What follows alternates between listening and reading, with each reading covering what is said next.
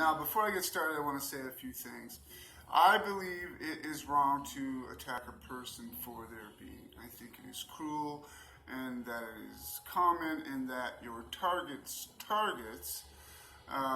are usually things that are out of their control. So, with that said, I thought intently about the many possible outcomes that could arise from revealing the information I'm about to read to you.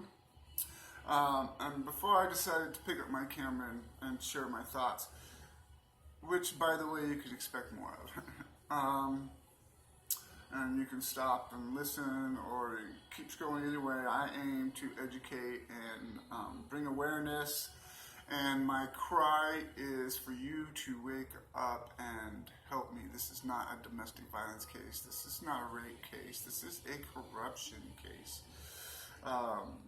And conscious wrongdoing plagued upon our community. That said, anything I discuss regarding medical concerns for Ward or his mental health is a consequence of me trying to show you the bigger picture, which affects way more people than just Jeff Ward. It affects me. And again, this is my cause. So, memorandum to Captain Jim West from Sergeant Brian Chance. Date November 19th, 2018, in regard to Corporal Jeff Ward. I'm going to remind you that I was arrested and Ward's negligent attitude devastated my life on September 9th of 2016. So this is 2 years later, and there is, from everything that I've seen, I am nowhere on their radar. Okay. On November 19th, 2018, the Wenatchee Police Sergeants held a meeting to address some concerns with recently promoted Corporal Jeff Ward. I am drafting this memorandum on behalf of the group. Through discussion, the group identified concerns with the performance of Corporal Jeff Ward in the areas of professionalism, leadership, and respect. The following is a list of examples identified by the sergeants as specific statements made by Corporal Ward that relate to the above areas of concern. Number 1, I had discussions with Corporal Ward after he was offered the promotion while he was still assigned to detectives. And after hearing repeated statements of reluctance or simply not wanting to take the promotion, these discussions included encouragements to change his mindset and approach from officer to supervisor, and encouragements to find solutions to problems as a supervisor rather than simply talking about the problems. Also, there was a discussion as to reasons why Ward would consider taking the promotion. The sole reason identified by Ward for taking that position was money. Ward and I agreed this would be a poor reason, and coupled with Ward's statements that he would refuse to work with particular supervisors and his reasons why, I suggested not take the promotion because it would not be good for him, his shift, or the agency as a whole. Number 2, Corporal Ward's initial assignment following his promotion was to Sergeant Hahn's shift. During this time, Sergeant Hahn talked with Ward about leadership and supervision to include specific written expectations and additional resources to assist Ward in his new position. According to Hahn, Ward seemed uninterested, and he was uninterested in anything he had to say, and he seemed to have an attitude that he, Ward, knew it already. Sergeant Hahn stated Ward never indicated his plan to change shift. Number 3. After a short time, Corporal Ward had made arrangements with another corporal to switch shifts and go to work with Sergeant Vasquez. Sergeant Vasquez provided me several documents reflecting coaching and counseling sessions he has had with Ward since coming to the shift in mid-October. The first, dated on October 20th, 2018, is regarding Ward stating he was not interested in helping with a pursuit review which, per policy, necessitates a corporal's involvement. The next, dated October 26, 2018, was regarding an inappropriate comment made to a Rivercom employee on the phone. The comment was something like, quote, "If they don't care, I don't care either." This was a reaction towards displeasure with how Sergeant Miller prioritized a response to a call involving one of Ward's family members.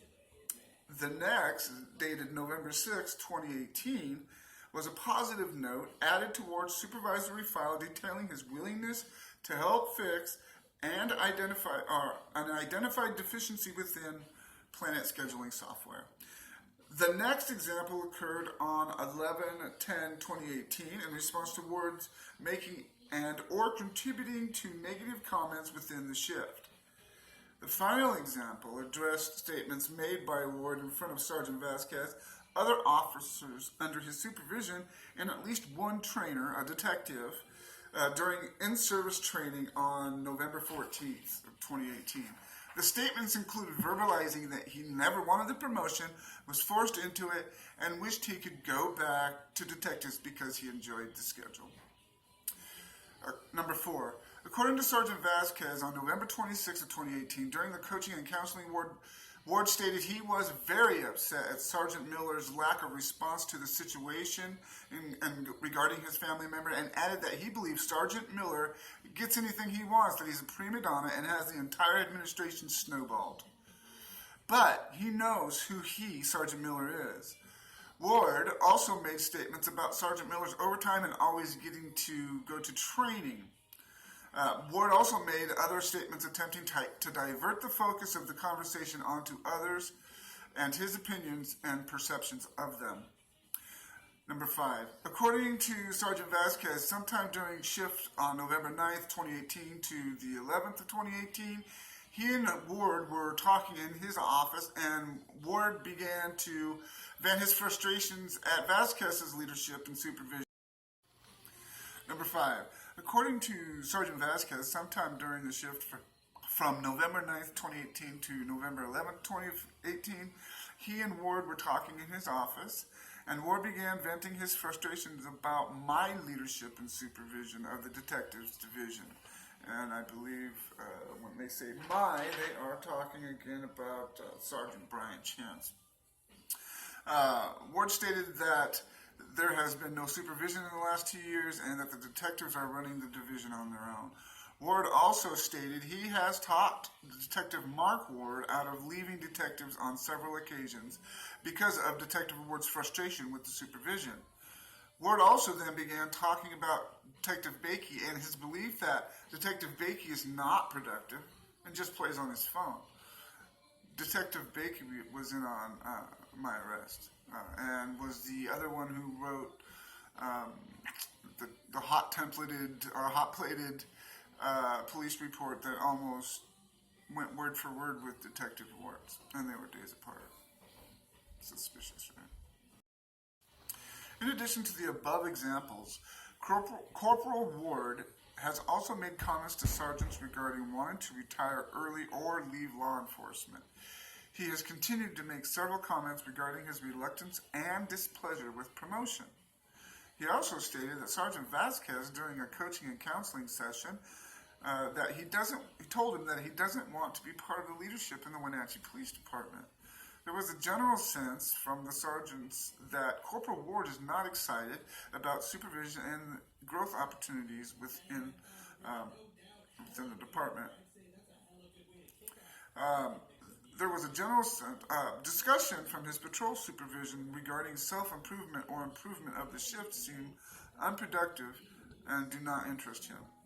Also, the extreme reluctance noted prior to promotion seems to have persisted based on more recent comments and conversations with him. The above examples show a lack of professionalism and respect, which are two of the shared values for the Wenatchee Police Department. These examples show Ward's lack of professionalism and respect when dealing with subordinates and supervisors, and primarily revolve around repeated negative comments about coworkers and his promotions. These behaviors, if allowed to continue, will erode the effectiveness of our leadership team, Ward's viability as a supervisor, the morale of his patrol shift, and the health of our organization as a whole. Respectfully submitted, Sergeant Brian Chance. Continuing, dated February 7th, 2019, this is a memorandum. It's a notice of investigation sent to him from Captain Jim West. Also CC'd in the memo was Chief Crown and Carrie Page, who is the Director of Human Resources. This notice, and I'm reading from it now, this notice is in accordance with the Wenatchee Police Guild's contract, January 1st, 2018, December 31st, 2020, Appendix B, Officers' Bill of Rights, Section A, Paragraph 3.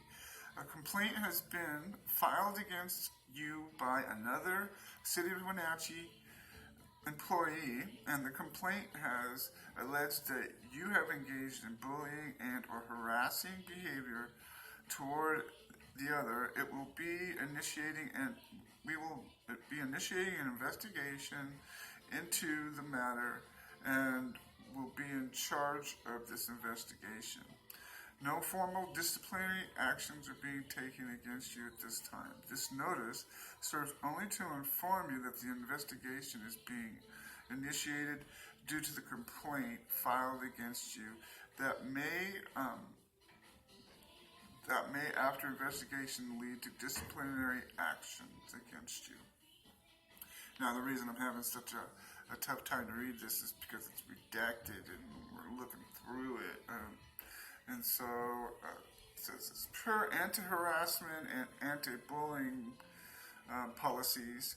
The city will not tolerate workplace harassment or bullying behavior, and whether intentional or unintentional, per the personal conduct and ethics policy. It is expected that employees will represent the city in a professional manner, including basic acts of courtesy toward other employees and displaying honesty, caring, respect, and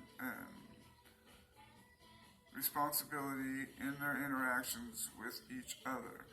Violations of the above will result in disciplinary actions up to and including termination. Again, that was redacted, and that's why I'm having such a tough time reading it. All right, I'm going to keep moving.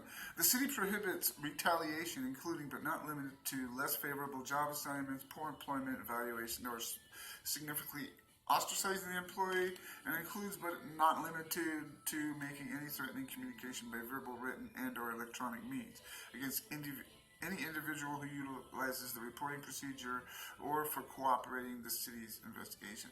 So there's not going to be any retaliating against whistleblowers. That's in their policy. I am a whistleblower.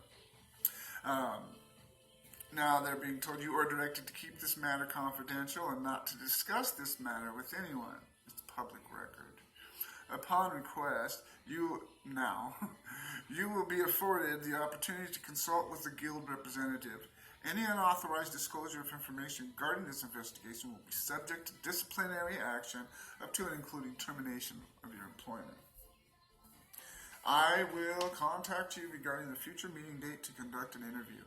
You may have two guild representatives present during this interview. At that time, the complaint will be explained and you will have an opportunity to respond by providing your viewpoint. The persons who will be involved in the interview will be identified for you at the time of notice for the interview. Upon completion of the investigation, you will be informed in writing of the results. That is, whether the complaint was exonerated, unfounded, not sustained, or other misconduct that was found. Your full cooperation is expected during this investigation. Thank you for your attention to this notice. The following is a memorandum for record. It's dated 7th of February 2019. It is from Captain Rainfield, and it is in regard to a meeting he had with Corporal Ward. It says that on February 7, 2019, Captain West and I met with Corporal Ward out of concern for his overall emotional and mental health. The meeting was held in my office and was an offer of assistance in any way we could for his overall personal situation. Corporal Ward denied there were any problems that he could not handle. Now the rest kind of goes into some family dynamics. I'm going to stay away from that. And then it goes on to say, I also directly asked Corporal Ward if he was feeling suicidal. He stated he was not, and also stated that he was, quote, not going to go postal. He denied that any of the personal issues were affecting his work or his workplace behavior. When I pointed out that he was having outbursts, he complained that he was bringing up old stuff. He also complained that he could never move on if we kept bringing up old stuff. Finally, Jeff stated he wanted a third strike, but it was never going to happen because of all that stuff. As part of this, he did admit he initially told others that he did not want the corporal job, but had since engaged and is wanting to continue.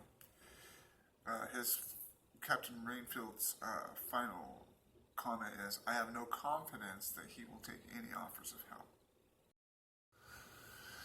Now, I think I could stop right there. That's troublesome to anybody who reads it. It had to be a problem to write, and yet Jeff Ward is still walking around with a badge and a gun and assuring his commanding officers that he's not going to go postal. Well, I sure hope so, because, you know, he may go after his brass, but I think he definitely has a bone to pick with me. Right or wrong, he's probably going to blame everybody else for his issues. But this is completely troubling that this is part of the culture. They forced him into a position that he didn't want. He had outbursts. He was investigated for bullying and all these things, and he just seemed to skate by with little to no consequence. And I think that is a problem in leadership, and to blame Jeff Ward for completely for his behavior would be wrong, because I think it's more or less the culture there. And he's been there 13 years. It's taken a while to get there, and now where he is, he's impacting not just the people that he works with and those he's trying to get back at, but innocent bystanders. Like a drive-by shooting. I am a victim of this thing. So I have a decade's worth of backstory on Jeff Ward and certain aspects of the Wenatchee Police Department, and I'm learning more every day. Ward receives bad merits on everything from his driver to his behavior in meetings to his outbursts in front of supervisors and staff. I read 3.5 years of group communications. It's like instant messenger for cops. And that gave me a feel for the departments and the officers. But anything I take from that is basically, it's purely opinion. With that, I sensed a burr in the saddle sort of appeal when it came to just general communications with Ward. It's hard to get tone but in text, but I mean, you've read enough text, you kind of start to get a feel for the personalities of the people involved. I know how I would feel if I was a teammate having to talk to him all the time. It would definitely affect the interpersonal communications of your partners. In this next document, you're going to hear a couple of names. One is Sergeant Eric Vasquez, the Ward's immediate supervisor. The other is Sherry Smith. If you watch my first video, you'll remember that Sherry Smith was the one who responded and cited a driver at, it was an officer-civilian accident out in front of Save Mart. She cited the kid based on Ward's version, but when she looked at the camera information, she asked the prosecution to drop the charges, which caused a little bit of a... well, the end result was Jeff Ward was dishonest in the line of duty, and he should have been Brady listed.